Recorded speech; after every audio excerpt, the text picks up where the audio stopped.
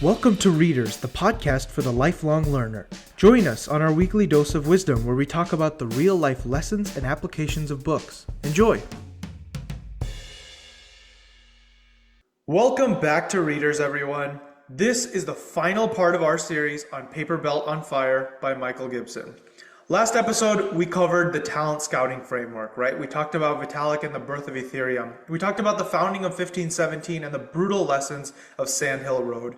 This episode takes us through chapters 11 to 16 and the Coda, the biggest and most ambitious stretch of the book. We get the Austin Russell and Luminar story, a teenage laser physicist who built a company that went public at a multi-billion-dollar valuation. We get Michael's obituary for San Francisco. There's a brutal fundraising saga that runs all the way through to the Chinese border, right? The mysterious thread returns, right? As Michael travels all the way to Switzerland to investigate his father's mysterious Swiss bank account, and the book closes with the Coda, the vision he calls the Invisible College. Welcome back to the podcast, Michael. It's great to have you back, and I'm really excited to get into this final part here. Awesome. Well, yeah, amazing. Awesome. It's been fun going through it. Yes, and so, without further ado, let's jump right into chapter 11, right? I think this chapter introduces a guy named Austin Russell, a 17-year-old who talked like a Southern California surfer, but had been building lasers in a UC Irvine lab, and whose fellowship application kind of mentioned years of advanced research on a device that could, project holograms and detect cancer and all these things. He founded Luminar to build LiDAR for self-driving cars, right? And you guys bet on him pretty hard.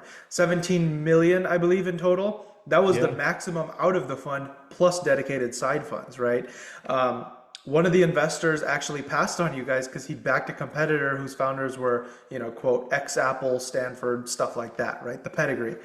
Your whole fund was riding on Austin, right? I don't. Let me know if that's an overstatement to say, but it seemed like it at the time. Yeah, I think Now, that's fair.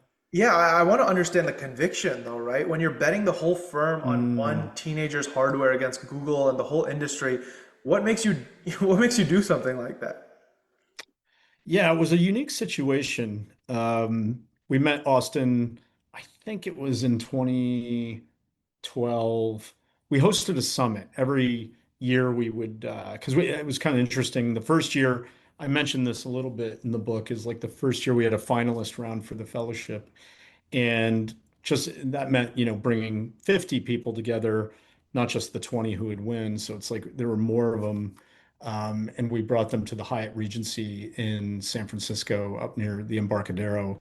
And the excitement when these like 50 people just started hanging out in the lobby was really palpable. And they were just so jazzed because they were lonely people who lived in, places that didn't have tech ecosystems or visionary proclamations or anything. So, it was the first time they met someone who was willing to talk about asteroid mining or life extension. And that was so palpable that we decided, hey, what if we just have an event? We don't, it's not part of the finalist round for, to get the fellowship, which can be very stressful. So we started doing that every year and turned into, a really great event people look forward to. And one year Austin came, I think it was 2012. And he was just, this 17-year-old guy talking about how he could use lasers to make holograms or replace Hollywood cameras.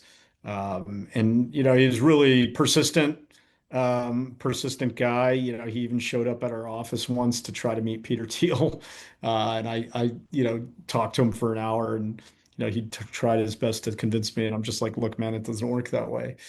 But yeah, we tracked his progress. He became a fellow. We gave him, the 100K, and over 2 years, he developed that laser, the LiDAR system.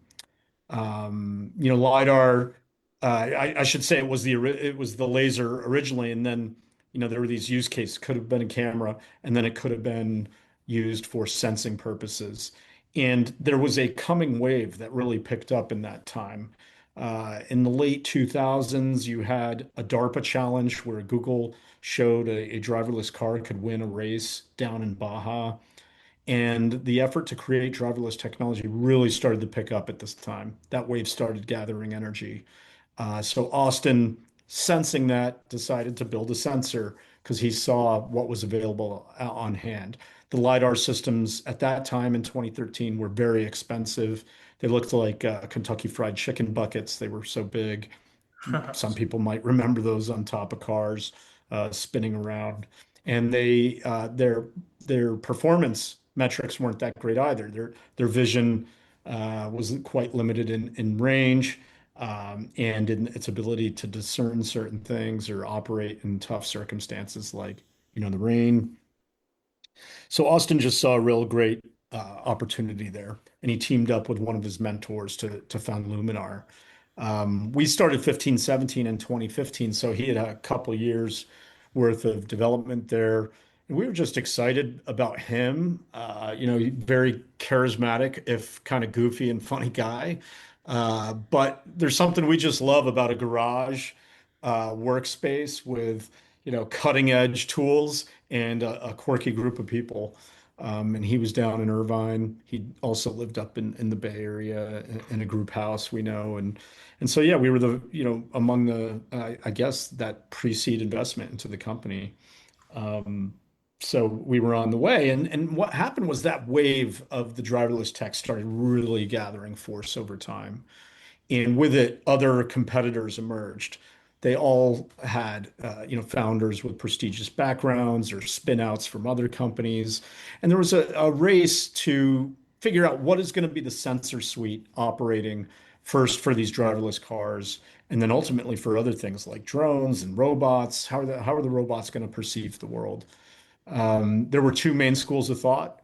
The first and foremost was formulated by Elon Musk with Tesla and their full self-driving program. Mhm. And Musk, he just saw the cost of LiDAR. It can drain energy from the car because it's a whole system. And it was quite expensive. And so he adamantly refused to use LiDAR, famously now at this point, Yeah. and insisted on using, Musk says, we have eyes to see. We don't need LiDAR. We can drive with eyes. So he believes that video cameras should be satisfactory, maybe supplemented with some radar.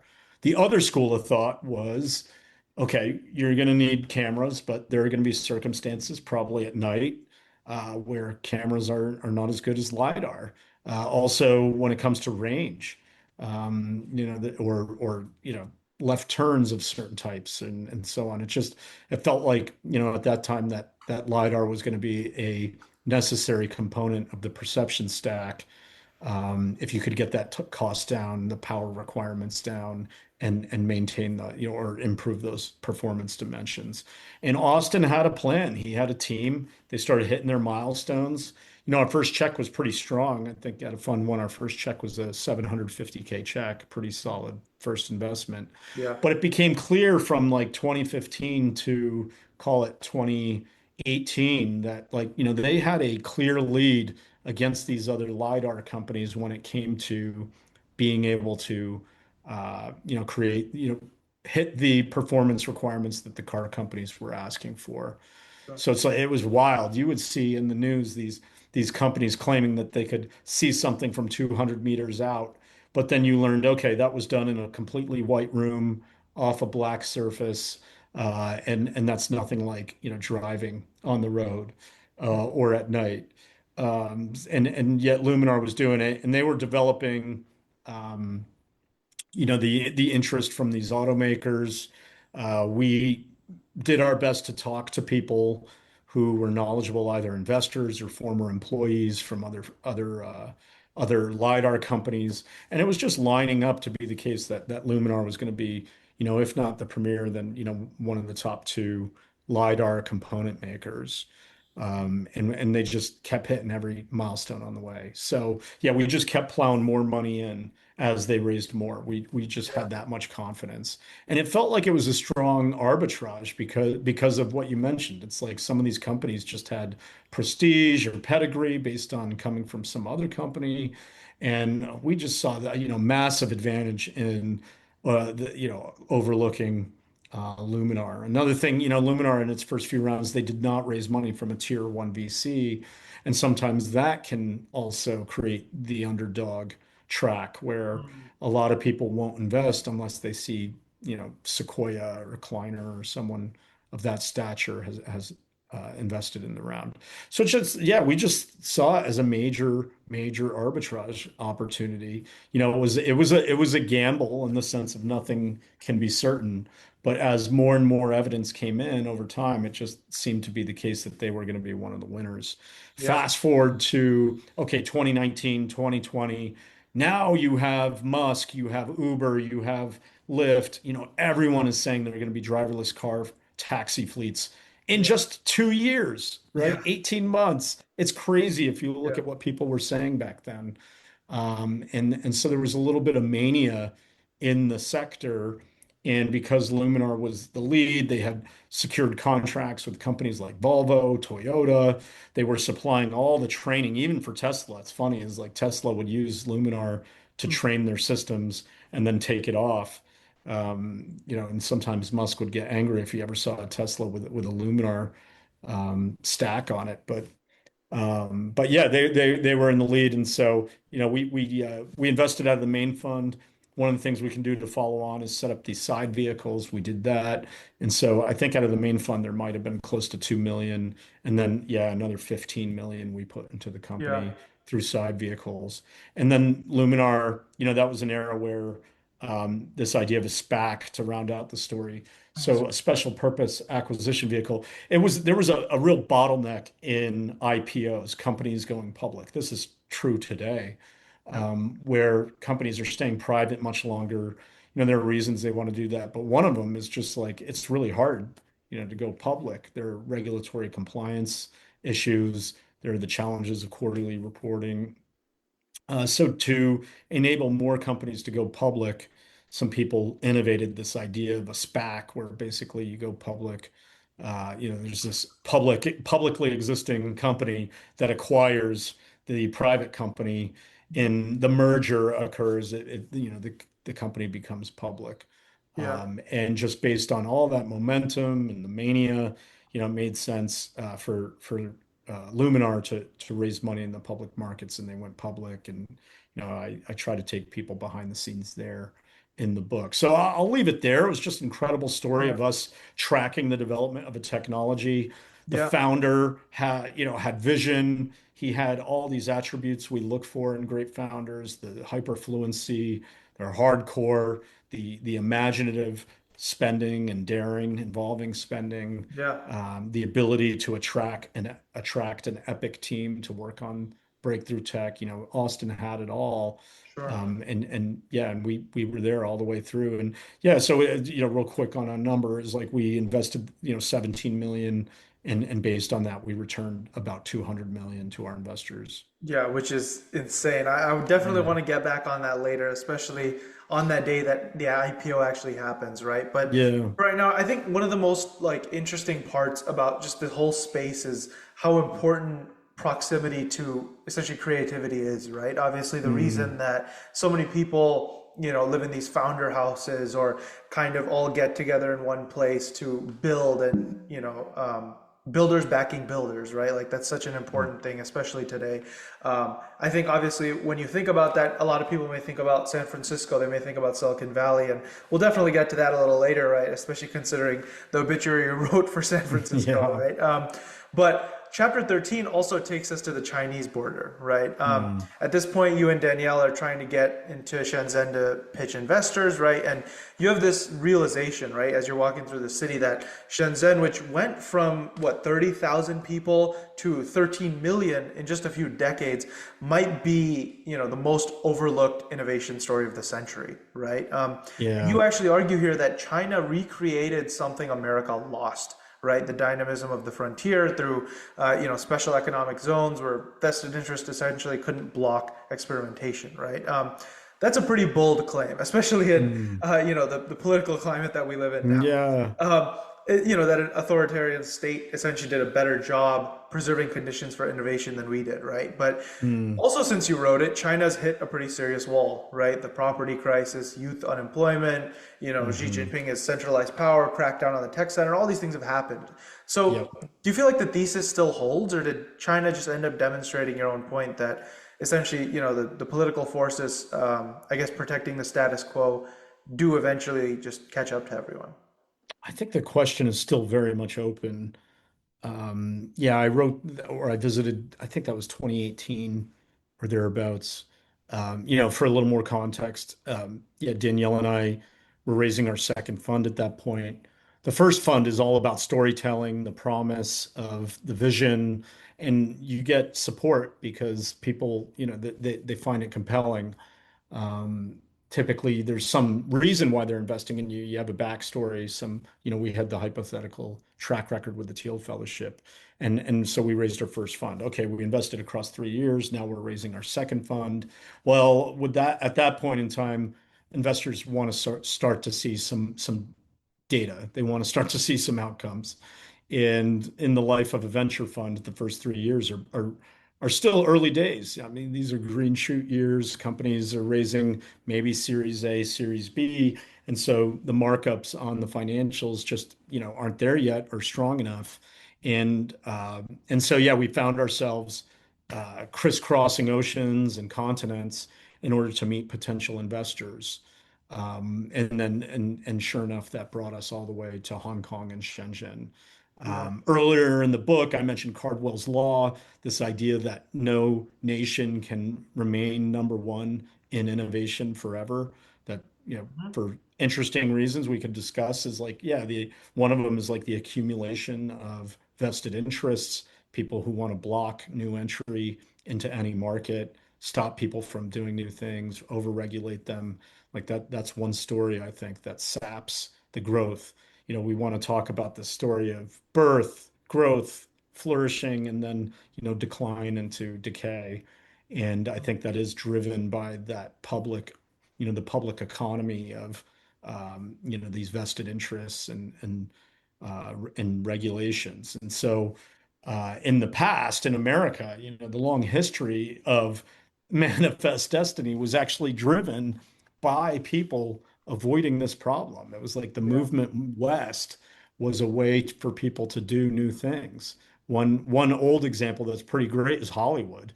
Hollywood started because Thomas Edison back east invented film, movie technology, in terms of the cameras and so on. And some people, advanced it and made their own, but it wasn't, different enough to persuade Edison that it was not a patent violation. So Edison, would not let these people try to make movies Sure. back east. And so what they do, they went west. They went to Los Angeles, where Edison wasn't paying attention and didn't care much for his patents, or he just didn't have the people to notice.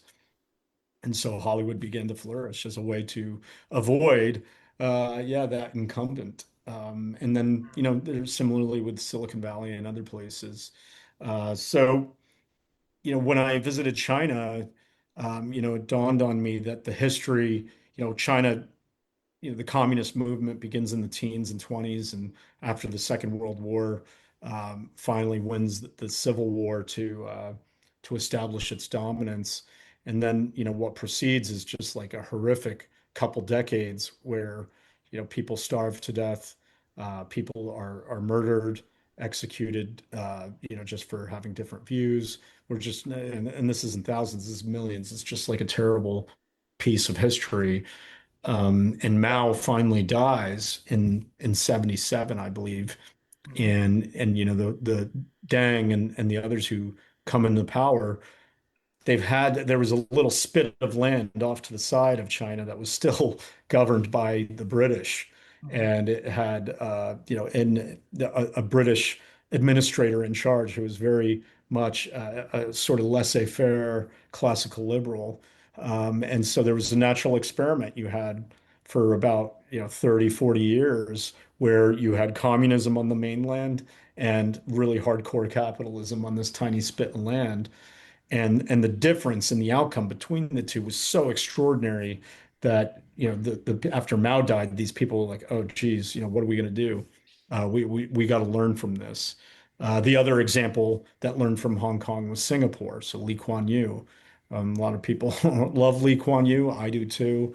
But he was inspired by this man John Cowperthwaite who governed Hong Kong.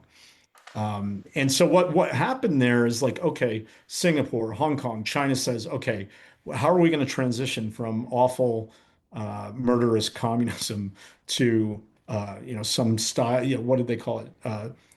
Capitalism with Chinese characteristics. Sorry, or socialism. I can't remember. Is it socialism with Chinese characteristics? The idea, I think it was the idea is being is like, okay, we can liberalize some part of the market Mm. here, but we're gonna, still hem it in and keep it in check. But what do? They try to recreate Hong Kong, not far from Hong Kong, just across the river in Shenzhen, and that story of Shenzhen turning from a tiny fishing village of tens of thousands of people to now a bustling city. GDP growth is just astonishing. And what they did, yeah, they recreated the frontier. I've been a part of an effort. It's gone under different names at different times. Sometimes it's just called competitive governance. Sometimes it's startup cities or charter cities. And the idea has always been, can we do what Deng and the Chinese did? Can we find uninhabited land and set aside a chunk of it where we could institute a set of rules, the rules of abundance, Yeah. and the rest of the country, wherever this is, they could abide by their own rules, and anyone moving into that area could opt in and choose to live according to those rules. And that's what drives innovation. One of the key elements of innovation is new entry. So government is like any other industry. If there's a monopoly or a cartel, we're not going to see many new things as we have. And so me and some other people have been theorizing, like if we could experiment by having new forms of government, it'd be interesting to see what evolves. And so to visit China and see that it was done as a evidence proof was truly astonishing. But you're right in the sense of like, okay, I visited China. It's like I felt the presence of their surveillance state. Mm. Hong Kong was still free at that point. They had an agreement with Britain that it would remain its own independent state to a great extent for some number of years, I believe 50 years. But there were signs that that independence was eroding due to Xi. He really didn't like that situation. That led to all sorts of human rights violations. There were journalists, bookstore owners, people who were disappeared. That was, the word is that you could be disappeared into the mainland, just kidnapped and thrown into some prison without trial. So yeah, the independence of Hong Kong was eroding, and by I think it was 2020, 2021, I guess that Hong Kong as we know it ceased to exist and was fully subsumed into China. And I think what you put your finger on is right, is there is a can they I think Xi is wrestling with trying to control the tiger that was unleashed. He has cracked down on entrepreneurs, people like Jack Ma, who seem to represent some kind of threat to Xi's power. Yeah. Ma was put under house arrest. And I have to believe, as a good libertarian economist, that undoubtedly this puts a chill on the ambitions of entrepreneurs in China. You mentioned some other, secular trends that are certainly not in China's favor. One of them is just the amount of debt that they've accumulated building out cities and housing that people aren't even living in. Making that worse is their demographic crisis. So the one-child policy, uh, you know, created a disaster today where that they have a rapidly aging population, and not a high replacement rate. So, things those trends, if you take these trends, the demographics, the debt, and the strengthening of the communism, I think it does not bode well for China as a whole in the long Yeah. run. But Yeah. but nevertheless, it's like that the energy behind their tech sector is still quite strong. Oh yeah. They are no longer the copycat nation. Maybe they started that way, stealing IP. Who knows what? But now, it's like, is it BYD? I think is the company, electric car company. They're Yep. doing exciting things. As I understand it, they're as good as Teslas and maybe cheaper. Yeah. The biotech sector in China is truly impressive. They've gone from stealing IP to now running clinical trials and at a rapid rate that we in the West and in the US are not willing to do. And so a lot of the big blockbuster deals in pharma have come from Chinese companies now. And then you look to something like drones.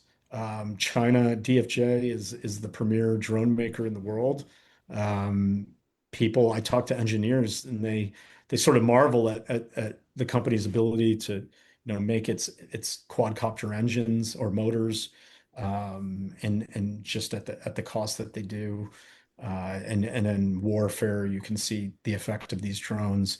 There was something like I think it was like 10,000 drones were dancing in synchrony from one laptop in Shanghai. It was like a record. Yeah. I forget what it was. But I Yes. mean, just imagine, on one laptop, 10,000 drones. Imagine, in one command, those are sent to Taiwan. So China has very much gained a lot of distance in this race, and I don't think they're behind anymore in some ways. I think we're running side by side, Yeah. and it's creating a precarious situation geopolitically. So I think it all that was a long-winded story, but it all goes back to that 1977 moment, and Yeah. that's why we're here, Yeah. where we are today. I want to harp a little bit on that note, like on that Cardwell's Law point, right? Of like, Mm, no one nation stays in power or stays doing whatever, they were doing for an extended period of time or beyond a certain point, right? And I mm, think that brings us to chapter 14, right? Unreal City, and this is like your obituary for San Francisco, right? Obviously, we talked about China. I want to bring it to what we have always thought of as like the tech hub, the innovation hub, at least in the US, right? Now you lived there mm, for a decade and you write about the tent encampments, the car break-ins, the mm. poop control and hazmat suits, right? You talk about the city spending over $100,000 per homeless person while also banning anything taller than 40 feet across most of the city. I mean, crazy stuff. You also declare Silicon Valley dead, right? Killed Mm. essentially by what you call codified nostalgia and greed.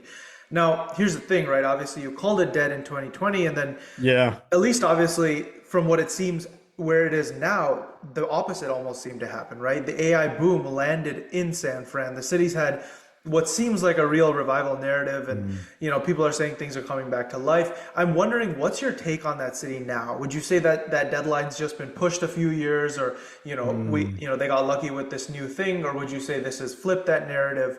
What's your opinion on the city that every founder wants to move to today? Yeah. I guess I was wrong. Yeah. I think, Sure. the obituary was premature. In 2020, I think the evidence pointed in that direction. Sure. All those things you listed, the crime, the humanitarian crisis with homelessness and drugs, the back to the regulation and zoning. You couldn't build any new housing, so there was a housing crisis and prices were just skyrocketing. It was insane. Yep. Yeah, all the pieces were in place to, call the city just, it was done. And then COVID hit and people started working more remotely. And oh man, you had politicians, wagging their fingers and treating tech people like garbage. I think there's some famous tweet from I can't remember what she is, someone in the California legislature. She hated Elon Musk and basically told him to F off. And, Hmm. he just said noted, it was this kind of hatred of the tech industry that Sure. was really intensifying. And so, yeah, it just felt like, all the young people we met, fewer and fewer were coming to the Bay. And it felt, my judgment was that it was done. But lo and behold, Yeah.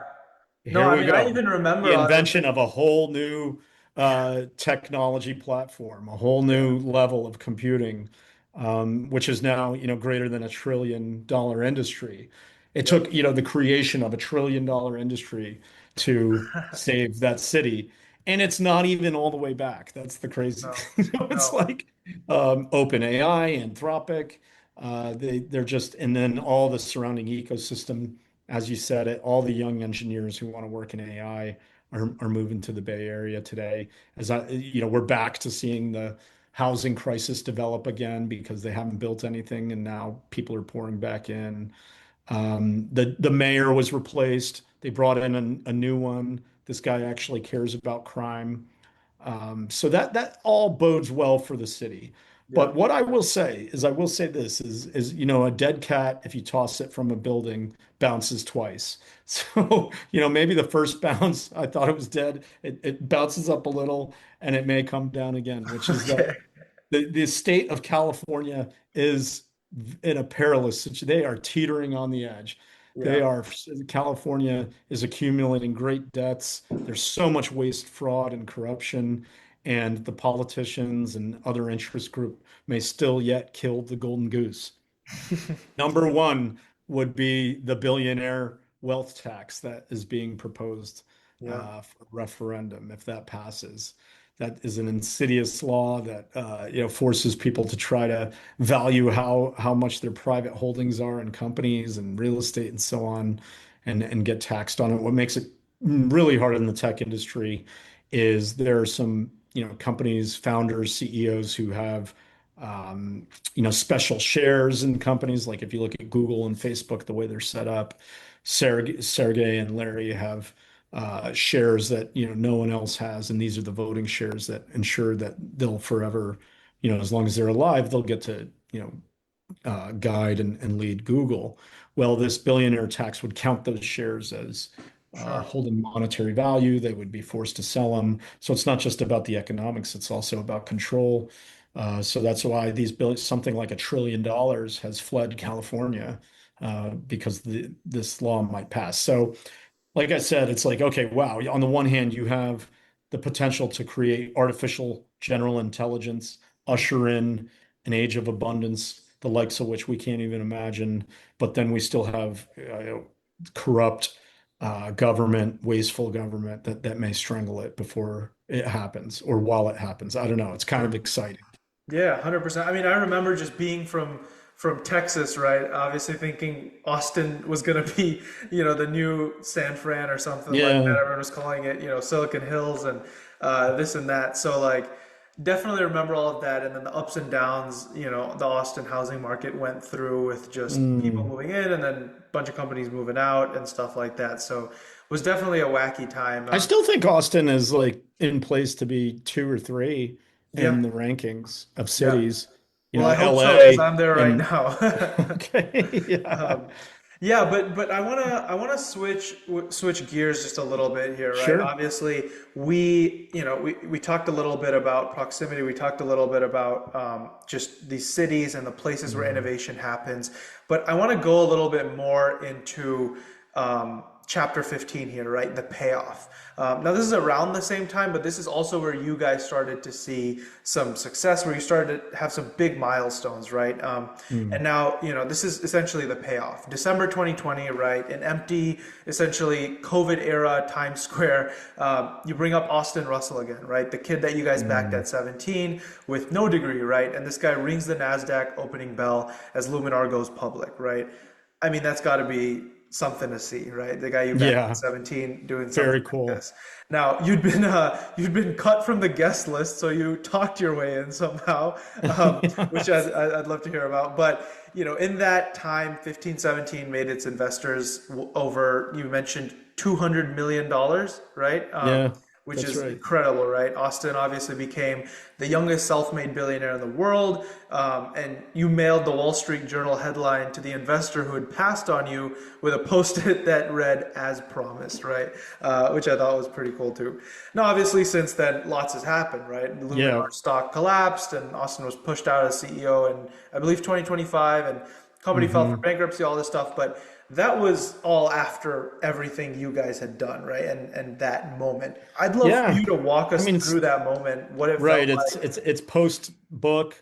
That Yeah, book I published it, and Luminar was still tracking really well. yeah, So in the context of that chapter, real moment of celebration, yeah, meaningful financially for our investors, for us personally, Danielle and me, just real incredible to feel vindicated that we placed this huge bet on this company and got to realize some returns for our investors. It also proved our thesis in a sense, is like, geez, we were a $20 million fund. We're returning, a lot of money. It was like to stay in the venture business, you got to 3x, 4x your fund. Well, we did it. Okay, we're in the top tier doing that. And then, it also was like the Thiel Fellowship. I'm on the floor of the NASDAQ and I text Peter Thiel. And it's funny is like, for those who have heard the first episode where I talk about going to Peter's house the morning we started the fellowship, fast forward to Austin Russell and Luminar going public, and I text Peter and he texts me back, we know what we were doing that morning 10 years ago. So it was, a real moment of vindication for us. Um, but, since then, as you pointed out, the company struggled. So what happened? Number one is Peter Thiel has a rule: never bet against Elon. I should have listened. No, I think that the race was still very much on, but as I described earlier, those two warring camps, between those who thought they could get by with video and those who were counting on elements like LiDAR contributing. What I didn't foresee were the major advances in GPU architectures and other forms of compute. Musk's bet was that the compute would become so powerful that even if the data was weak or low quality coming into the camera, the compute would be so strong it could figure it out. And it wouldn't need the rich data from the LiDAR. So Musk was right on that trend. The other thing that happened was after COVID, um, the inflation, when you had uh, all these bills passed to infuse money into the COVID economy, help people out who didn't have jobs, cut interest rates at the Fed. It washed the economy full of money, and inflation started to kick in. It got to what we're at 8, 9% inflation. Suddenly, the Fed decides it's got to step in, hike rates, and do what it can to try to tame inflation. What I didn't know was these macro movements in the greater ocean of the economy would start to influence how companies were performing. For in just simple terms, is it just like sucked a lot of capital out of the markets. That meant there was less money to put at risk. It meant there were fewer checks written. This, made its way all the way down into, even what we do at the pre-seed, seed, Series A. Just there was less capital out there. So there were some tough years for everyone from, call it 2022 to 2024, higher interest rate environment. And what that did for public companies, the way Wall Street analysts evaluate stocks, they're always trying to figure out future cash flows and how much they can depend on those future cash flows, and interest rates can affect, the value assigned to those future cash flows. And for companies that are counting on growth in the future, much deeper in the future, high interest rate environment will decrease the projected value there. And so growth companies really suffer in that environment, and Luminar was one of them. Yeah. Uh, you saw the automotive industry as a whole. So the driverless, I told you there was a mania. People were going crazy. Well, for whatever reason, whether it was macro or, the technology wasn't quite there, a lot of the big programs started to struggle. So GM bought this company, Cruise. Eventually, they had to shut it down after Cruise, was involved with a crash involving humans. So, a lot of these efforts meant that the customers were leaving the market. Production. So you had supply chain issues with COVID. That slowed down the production of everything, including cars. And so the rollout of the Volvos that had Luminar on them was delayed. So all these forces were in play, and working against the company. There was one major decision that was fatal, that they made, is that in that world where the interest rates rose and the stock price is falling, for some reason the company decided to take its excess cash reserves that they had and spend it on buying back stock to try to maintain the stock price up a little bit. That was foolish. It Mm. ended up depleting their coffers, which shortened their runway. Not a good position to be in. And then, we evaluate. It's funny, is like the big lesson I have outside of like having to keep track of macro events is You know, we believe in the character of the founding team. And I think, Austin, as much as I love him, I think he did get distracted to some extent. There was like a story about him buying or being part of a group to buy Forbes, the magazine, and media. To me, this just felt like something not, it was not within his zone of competence and focus when it came to he should have been focusing on Luminar. So all these things came together, and I think they didn't help the company out. So that sucks. I don't want to. I want to make a lasting contribution to Silicon Valley. We were part of that story. It pushed the edge forward. The competition was good for all the companies involved. But I am disappointed now that the success we had no longer exists. Thankfully we returned money to our investors Mhm. and they cashed out or whatever. But it's still a sad and disappointing story for me that Sure. the company did not make it, you know, beyond the 3 4 years after it went public. Sure, sure. I mean, I get it. I think this part in your journey reminds me a lot, at least of, Joseph Campbell's hero's journey, right? Where Mm, essentially, you kind of have this call to action, and you meet a mentor, you go through, your trials and failure, kind of have this sort of death rebirth almost part in your journey, right? And then you return mm. changed, right? You kind of reach a Yeah. new status quo. And I think chapter 16 returns to that same thread that the book opened on, right? Of your father. And Mhm. this almost seems like that new status quo where you kind of come back to where it all began, but obviously with a new outlook and with resources that maybe you didn't have at 25, right? You go to Zurich, Yeah. you hire a former FBI agent and a Swiss lawyer, and you sit outside this Julius Baer bank, and what you find is essentially a void, right? A Mm. 1974 application to open an account, no evidence that it was actually ever opened,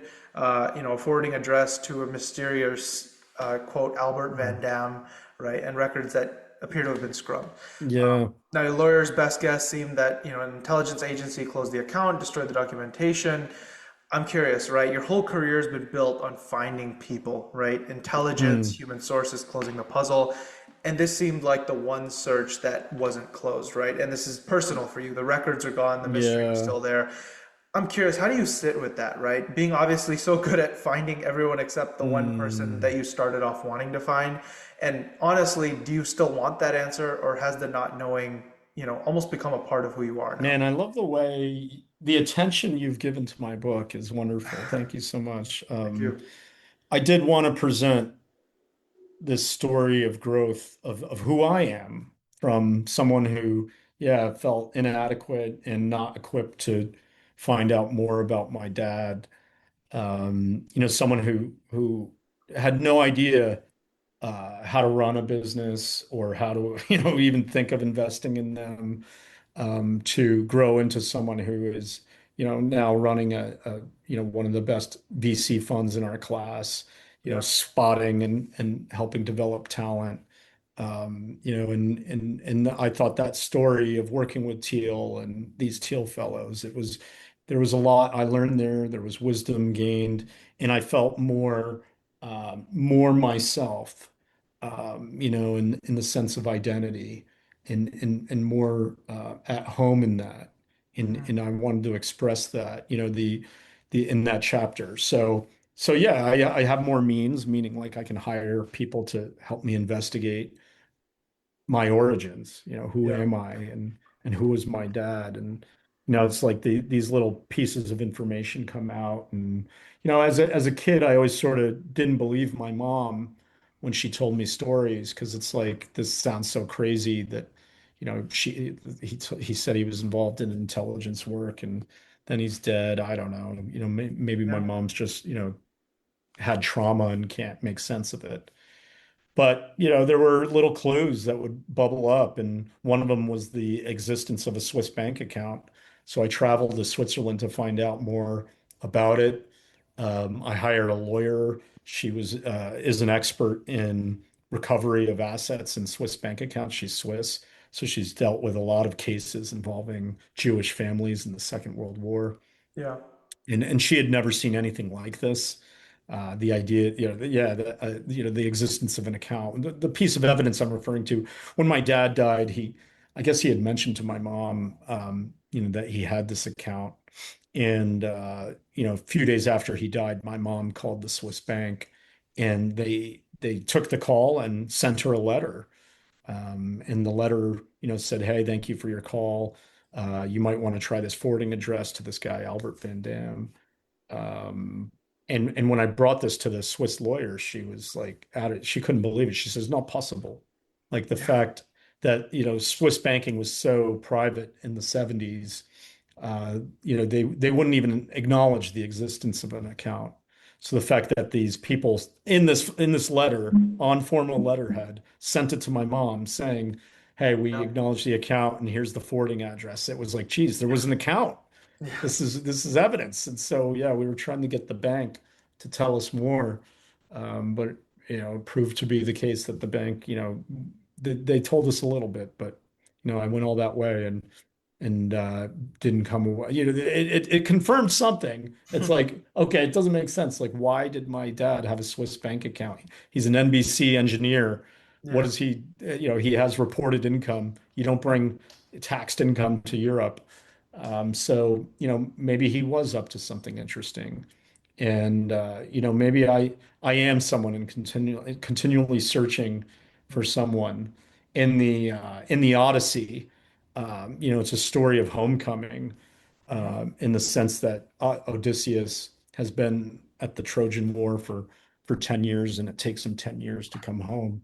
But the beginning of the book really starts off differently. It starts off from the perspective of his son, who's searching for his father, Yeah. and his son isn't strong enough to ward off the corrupt and unjust suitors who want to take control of the kingdom. Yeah. um, he's not brave enough to yet set off and try to discover more, and the story is really about how he decides to do that, and the first step to becoming a man is sort of searching for your father. And so that was the story I was trying to tell there. People ask me, it's funny, is people want to know, well, yeah, have you found out more Yeah. since the book? And so I've there's some more circumstantial things. I did hire another private investigator in Europe to try to hunt down Albert Van Dam. This man, there are some traces of his existence in properties owned in Amsterdam and in London.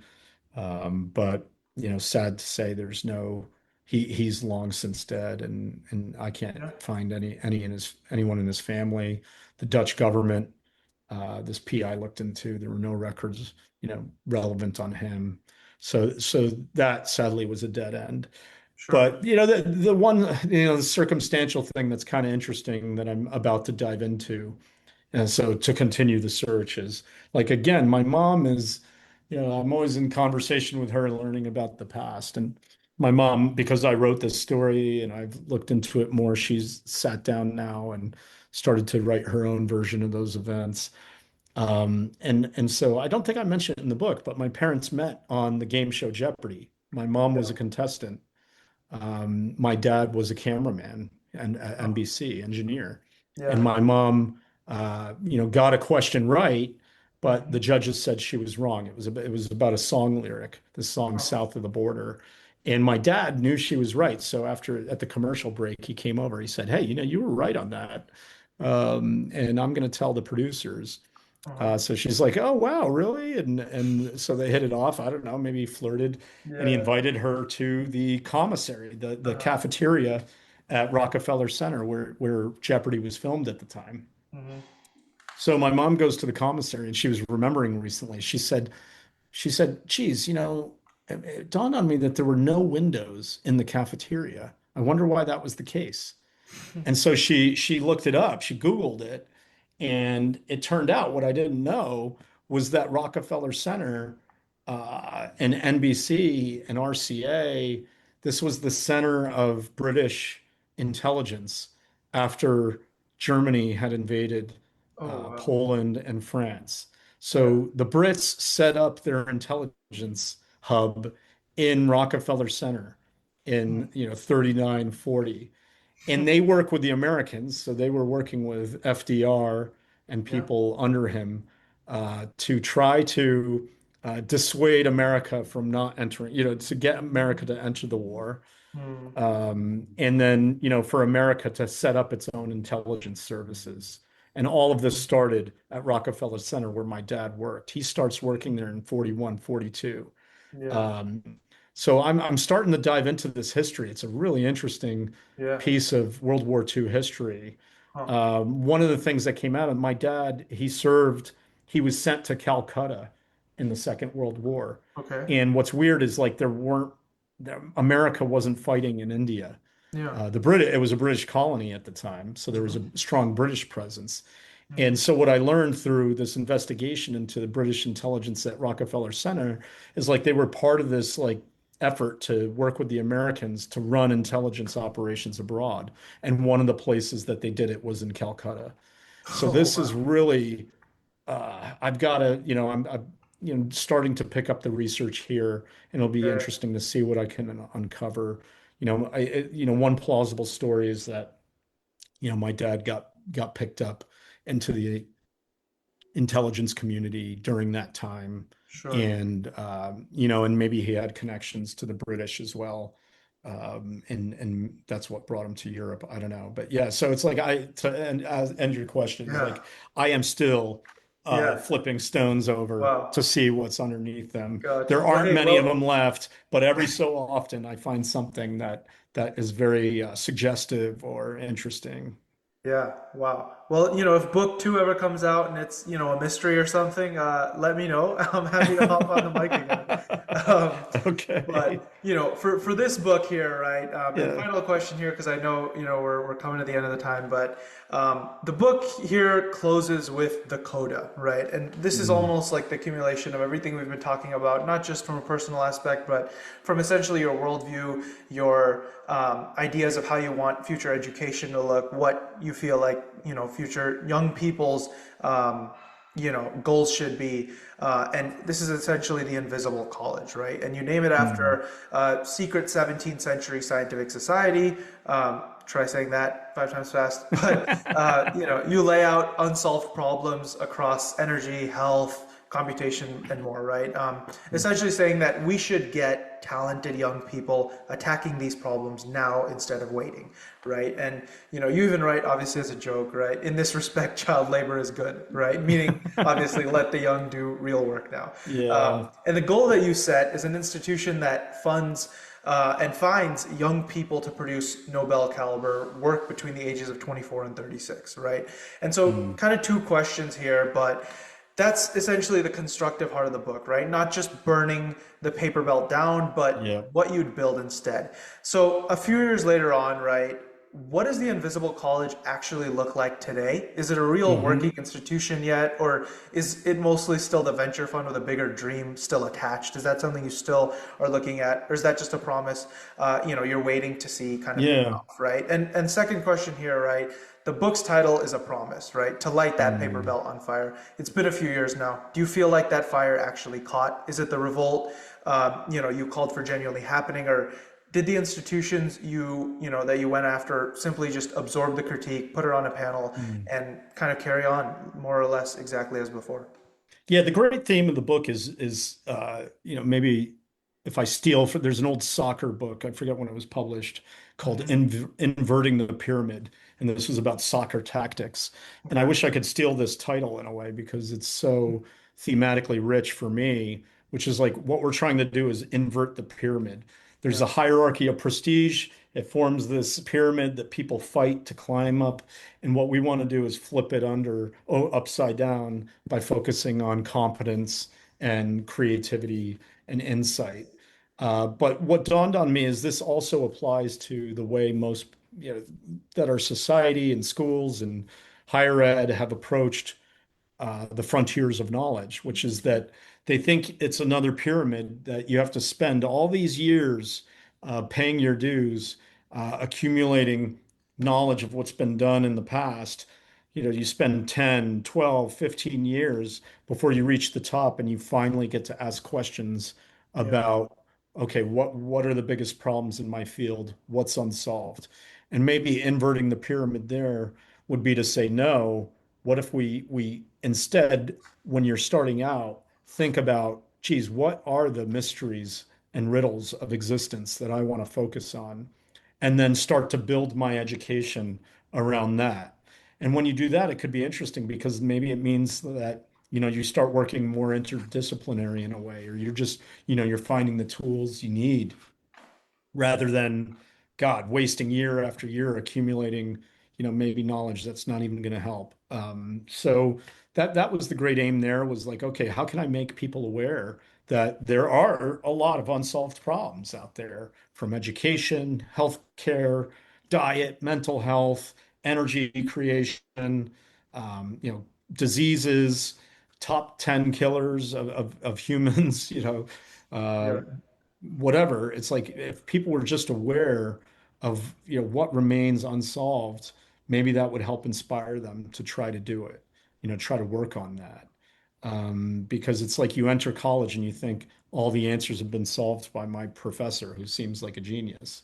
yeah, Well, what if you walked into these departments and you saw, the top 10 unsolved problems yeah, in the field, and that also meant that, even the smartest professor in this department hasn't been able to crack that. sure. That's exciting to me. So the Invisible College, yeah. So we're still in the venture stage of this. We don't know how to give out grants for peer research quite yet. That's So, we do want to make more and more investments into deep frontier technologies. mm, Uh, we we we uh, we've moved away from the name the Invisible College, and it's like I'm still motivated by it in spirit because I love it. But yeah. it's like there were like a few other people emerged with that name. So we call one thing we call the flux capacitor now after Okay. Back to the Future. I mean, maybe we've Yeah, changed yeah, that. Maybe it goes back to Invisible College. But point being, it's like a 100K early to, researchers, people who want to drop out, love meeting, still in that non-credentialed theme. But we'll also find some mad scientists who fit, we're like, okay, maybe we want to support you because you're like so unorthodox yeah. and you're working on the frontier. So we've been doing that for a few years now. We've got companies working on cures for cancer, cures for dementia, fusion, quantum computing. It's pretty wild to see Yeah. what's out That's there. We've incredible. also started a teen camp. So we're trying to get teens aware of this. Okay. Every year, once a year, we bring out 30 teenagers to a camp in Los Altos. Hmm. And the whole idea is like, can we expose them to some of these unsolved problems and then have them visit startups and people working on them, again, hoping to inspire them. So the wheels are in motion. I Yeah, think there's some early signs of success there in sure. terms of people changing their careers and focusing on something. My favorite one right now is there's a hot company out of El Segundo called Rainmaker. They Okay. focus on on increasing the yield from rain from clouds. Yeah, And that company started because Augustus, the founder, read my book. He had a history of working with water management in yeah, Texas. He had thought about how to, terraform the West and, bring more water. But reading my book really galvanized him and inspired him. So I had a small chapter there on cloud seeding, yeah. controlling the weather. Hmm. And Augustus read it. He was inspired. He reached out to us. We invested 100K, and now that business is kicking butt. Hmm. Augustus is part of the Gundo. He's a big personality, so it's created his own little movement there. Yeah, And the company has demonstrated that they've increased the yield of rain from clouds that's using incredible. drone technology. So the book has inspired people. That's Yeah, what moves me yeah, and excites me. So yeah, I'm really happy with that. What the future holds is, based on our success, if we can, maybe there's a way we could start doing grants, no strings, bigger no strings grants for people to do some R&D work. yeah. I look at Demis Hassabis. He's the co-founder of DeepMind. He won the Nobel Okay. Prize Yeah, yeah, in 2024 yeah. Hmm. for chemistry. So DeepMind created AlphaFold. AlphaFold was able to solve this protein folding problem that Mm. people thought would remain unsolved for many, many years to come. And AI was able to tackle it and get it done, which is truly impressive.